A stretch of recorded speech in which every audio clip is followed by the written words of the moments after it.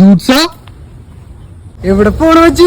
മച്ചു ഫ്രീ ആയിട്ട് കുറച്ച് ഇറച്ചി കിട്ടി, എല്ലാരിക്കും വിതരണം ചെയ്യാൻ ഇറങ്ങിയതാ. നമ്മുടെ പള്ളിപ്പെരുന്നാളല്ലേ ഇന്ന്. ആ കൊള്ള, എന്നിട്ട് നമ്മക്കൊന്നുമില്ല ബീഫ്? നിന്റെ വീട്ടിലാണ് ഞാൻ ആദ്യം വിതറിയത്. അത് പൊളിച്ച്. അതുകൊണ്ട് ഞാൻ നിനക്കരാനുള്ള 500 രൂപ മറന്നേക്കട്ട. അത് തൊലിച്ച്. അതൊരുമാതിരി മറ്റേ ജോലിയില്ലാത്ത ഞാൻ പിന്നെ എങ്ങനെ കടം വീട്ടാനാടാ? ഞാനും പണിക്ക് പോവാറില്ലല്ലോ.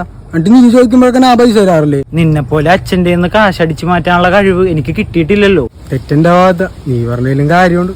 എടാ, നിന്റെ മാമാടെ പോലെ ഞാനൊരു ബീഫ് കടയിട്ടിട്ടുണ്ടെങ്കിൽ അത് നല്ലൊരു ബിസിനസ് ആയിരിക്കും. എന്തിനാടാ മാമനെ പോലെ? എന്റെ മാമന്റെ അപ്രന്റീസ് ആയിട്ട് അങ്ങ് കൂടിക്കും. വേണമെങ്കിൽ നിനക്ക് ആ ജോലി ഞാൻ മേടിച്ചു തരാം. താങ്ക്സ് വെച്ചാനെ.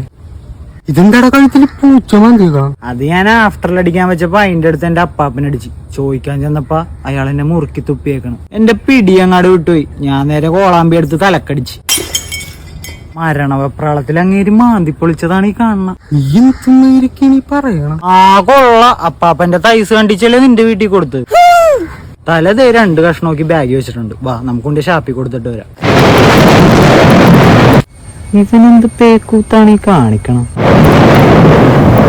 എടാ, ബീഫ് ആദ്യം അമ്മച്ചിട്ട് അടുത്ത് വാളം പുള്ളിട്ടൊന്ന് പുഴുങ്ങാൻ പറ, എന്നാലേ ആ കയ്പ് മാറി കിട്ടുള്ളൂ. പുള്ളിക്ക് മന്തുള്ളതായിരുന്നേ.